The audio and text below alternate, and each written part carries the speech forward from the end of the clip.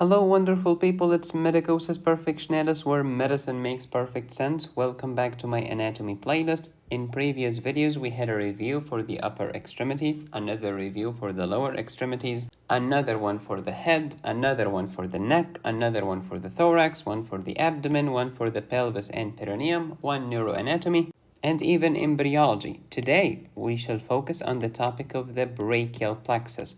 What does brachial mean? Brachial means arm, so brachial means related to the arm. Plexus is a network, a meshwork of nerve fibers, of axons. The brachial plexus is by and large part of the peripheral nervous system that leaves the spinal cord and reaches the upper limb. The roots of the brachial plexus start at C5 and extend all the way until T1. So C5, C6, C7, C8, and T1. We have 5 roots for the brachial plexus, and today I'll show you how to memorize everything you need to know about the brachial plexus. So click the like button, click the subscribe button, and let's get started. This video is part of my anatomy playlist. Make sure to watch all of the other videos, especially the ones that are titled Quick Review or Ultimate Review, because for each part in human anatomy, I cover it on 2 videos. Part 1 is titled Quick Review, and the title of the second part is Ultimate Review. After this, we have clinically oriented anatomy of that region.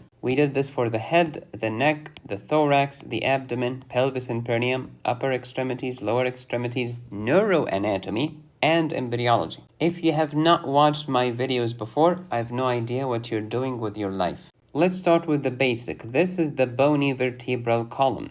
How many bones, how many vertebrae does your vertebral column have? The answer is you have 33 bony vertebrae. But if I ask you how many spinal segments do we have in the spinal cord, the nervous segments are 31 only. Not 33, but 31.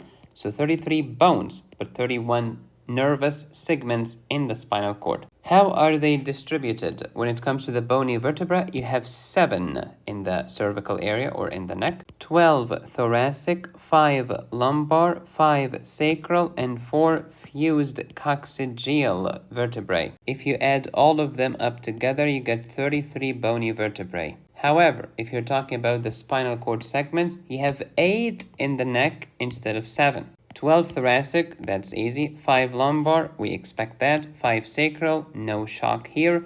And 1 coccygeal instead of 4. Add them up together, you get 31 spinal segments. Therefore, how many spinal nerves do you have? Well, each spinal segment is going to give me a spinal nerve on the right and a spinal nerve on the left for a total of 31 pairs of spinal nerves in your body. You have 12 pairs of cranial nerves, but 31 pairs of spinal nerves. Recall that all of your spinal nerves are part of the peripheral nervous system, and all of your cranial nerves are part of the peripheral nervous system, except the optic nerve. Let's take a look at a segment of the spinal cord. This is a spinal cord segment. Anterior is here, posterior is there. Draw your line in the sand. Posterior is mostly sensory, anterior is mostly motor, with exceptions, of course. This is the dorsal root. This is the ventral root. This dorsal root or posterior root is sensory because it's behind the line in the sand.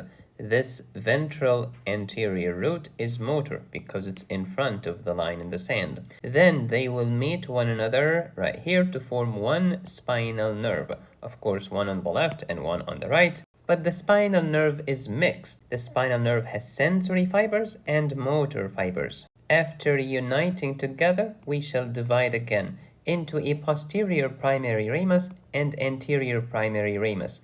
No one, literally no one cares about the posterior primary ramus. It just supplies some muscles and skin of the back. That's it. However, all the action, all the drama, all the autonomics are with the anterior primary ramus. Your cervical plexus, made by anterior primary rami. Your brachial plexus, anterior primary rami. Lumbar plexus, anterior primary rami. Sacral plexus, anterior primary rami. The anterior primary rami is the big deal, but no one cares about the posterior primary ramus. If you wish to download these doozy colorful notes, go to medicosisperfectionalis.com. I help you learn, understand, and pass exams. If you want me to personally tutor you, reach out to me on my website. In your neck, especially the upper part, you have cervical plexus. Between neck and thoracic, cervical and thoracic, you have the brachial plexus. Then you have lumbosacral plexus, which is made of lumbar plexus and sacral plexus. The lumbosacral plexus was discussed in detail in my video titled Lumbosacral Plexus, where we used to sing a lovely song to remember everything we needed to know about the lumbosacral plexus. If you want to see more anatomy videos in the future, please drop a brain emoji in the comments. Today, the brachial plexus. Everything you need to know is 5. Okay, so how many parts do I need to know? 5 parts for the brachial plexus. And these are the roots, the trunks, the divisions, the cords, and the branches. Where do you find the roots? In the posterior triangle of the neck. Trunks, posterior triangle of the neck. Divisions are behind the clavicle. Which part of the clavicle? The middle 1/3 of the clavicle. The cords are in your armpit, in the axilla, related to the axillary artery, whereas the roots are related to the subclavian artery. Remember that it's the same artery, it just changes names. It started as subclavian, then changed its name into axillary, and then later it will change its name into brachial.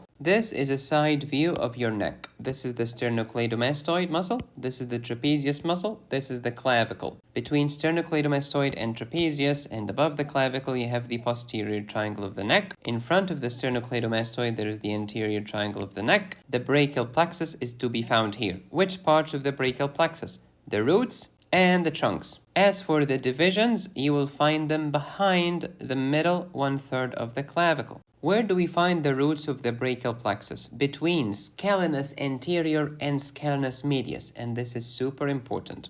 When it comes to the scalene muscles, you have 3 pairs. Anterior scalene muscles, right and left, middle scalene muscle, right and left, and posterior scalene muscle, right and left. All of these doozies originate mainly from the transverse processes of your cervical vertebrae. Then the insertion. The anterior scalene is going to insert onto the first rib. Middle scalene, also on the first rib. But posterior scalene is sneaky. It's going to insert onto the second rib. Between the scalenus anterior and the scalenus medius behind it, you will find 2 things. Number 1, the subclavian artery. Number 2, the brachial plexus. Look at this. This muscle is the scalenus anterior muscle or the anterior scalene muscle. Behind it, you'll find the scalenus medius. Between scalenus anterior and scalenus medius, we find 2 things. The subclavian artery and the brachial plexus. Which part of the subclavian artery? The second part of subclavian artery is behind scalenus anterior. Which part of the brachial plexus? The roots of the brachial plexus and the trunks. As for the divisions, they are behind the middle 1/3 of the clavicle. Okay, the brachial plexus. Everything you need to know is 5. How many parts? 5 parts. Roots, trunks, divisions, cords, and branches. Okay. In each one of them, you need to know 5 facts. Let's start with the roots. What are the 5 facts? That the roots start from C5, C6, C7, C8, and T1. That's about it. Next, let's talk about the trunks. What are the 5 facts? That we have an upper trunk, a middle trunk, a lower trunk. These are 3 facts. What's next? That you also have a supra and a sub. Supra means above, sub means below. This is the suprascapular nerve, and this is the nerve to subclavius muscle. Suprascapular means above the scapula, subclavius means under the clavicle. Preach. Both the supra and the sub came out of the upper trunk. And these are the 5 facts about the trunks of the brachial plexus. Next, the divisions of the brachial plexus. What are the 5 facts? That the upper trunk is going to give us anterior division and posterior division. That the middle trunk will also give us an anterior division and a posterior division. And that the lower trunk will also give us an anterior division and a posterior division. Fact number 4. The anterior division of the upper and the anterior division of the middle shall unite together, leaving this third lower doofus alone, which is the anterior division of the lower trunk. What's the last fact? That the posterior division of the upper trunk, posterior division of the middle trunk, and the posterior division of the lower trunk shall unite together. And if the posteriors unite, they're gonna make a posterior. The posterior divisions united to make a posterior cord. Whereas anterior and anterior made lateral, and this lonely lower one made medial. Please recall that all of your divisions are behind the middle of the clavicle. Then we're going to talk about your armpit, your smelly axilla, which has your cords. The cords of the brachial plexus, 5 facts. You have lateral cord, which came from anterior division of upper trunk and anterior division of middle trunk. It has a medial cord, which came from only one division, which is the anterior division of the lower trunk, and a posterior cord, which came from 3 posterior divisions uniting together to give me the posterior cord. Then we have 2 facts left. Fact number 4 is this: lateral pectoral nerve. The lateral pectoral nerve is a branch of the lateral cord. And for every lateral, there is a medial. The medial pectoral nerve is a branch of the medial cord. Next, depending on which book you're reading, they can say branches or terminal branches. If they say terminal branches, then you only have 5. But if you have branches, you can add all of the branches, including the branches that are terminal and the branches that are not so terminal. Let me start by giving you the terminal branches. You have the musculocutaneous nerve, which literally means muscles and skin. So, do you think the musculocutaneous nerve is sensory or motor? Well, the answer is both, because it's called musculocutaneous. The second terminal branch is this median nerve. Is this the nerve that develops carpal tunnel syndrome? Absolutely. And it has a lateral root and a medial root uniting together to give me one median nerve. The third terminal branch is the ulnar nerve. Is this the one that suffers from cubital tunnel syndrome? Absolutely yes. So in carpal tunnel syndrome, the median nerve is being entrapped in the wrist. However, in cubital tunnel syndrome, the ulnar nerve is getting entrapped at the elbow. So these are 3 out of the 5 terminal branches. What are the last 2? A and R, axillary nerve and radial nerve. The radial nerve is famous for supplying many muscles, including extensor muscles such as the triceps. And the axillary nerve is famous for supplying the deltoid. Motor fibers for the deltoid muscle itself, and sensory fibers for the skin over your deltoid muscle. The musculocutaneous nerve, it's called musculo because it supplies muscles. How many muscles? 3 skeletal muscles. All of them have the word brachii in the name, or brachial. The first one is biceps brachii. The second one is coracobrachialis. And the third one is just brachialis. Now, for the sophisticated students, at the level of the roots, yes, we have 5 roots. However, I forgot to tell you about the first letter and the last letter. First letter is the R. This is the nerve to rhomboid or rhomboid muscles. And the S is nerve to serratus anterior, commonly known as the long thoracic nerve. Injury to the long thoracic nerve causes a winged scapula. Next, I told you that the posterior cord will give us the axillary nerve and the radial nerve. These are 2 terminal branches. Does the posterior cord have any other branches? Yes, it's UNL. So in total, it's ulnar written funny. UNL instead of ULN and then AR. The U is upper scapular, and then if we have upper, we will have lower scapular nerve. And then this is nerve to latissimus dorsi muscle, commonly known as thoracodorsal nerve. Then the A is axillary and R is radial. These 2 are of the terminal branches. Does the medial cord have other branches besides the ulnar and part of the median? The answer is yes. We have 3 M's. We have talked about the medial pectoral nerve as opposed to the lateral pectoral. There is also medial cutaneous nerve of the forearm and medial cutaneous nerve of the arm, commonly known as medial brachial cutaneous nerve of the arm and medial antebrachial cutaneous nerve for the forearm. And that's the brachial plexus. Is that difficult? Let's review it quickly. We have 5 parts: roots, trunks, divisions, cords, and branches of the brachial plexus.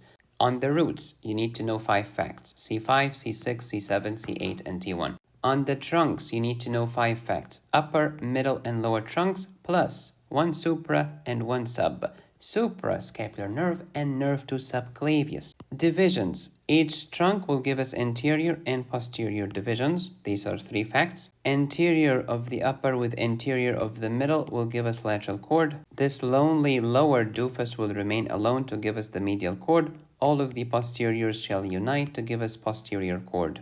The cords. You have lateral cord, posterior cord, and medial cord. Lateral cord is going to give us lateral pectoral. Medial cord will give us medial pectoral, among others. Next, the terminal branches. We have 5. Musculocutaneous, median, ulnar, axillary, and radial. Musculocutaneous came from the lateral cord. Median came from the lateral and the medial cords. Ulnar only came from the medial cord. Axillary from the posterior cord. Radial, same thing, from the posterior cord. Brachial plexus is done. Dinner is served. Let's do this again. This is the brachial plexus. We have roots, we have trunks, we have divisions, we have cords, we have terminal branches.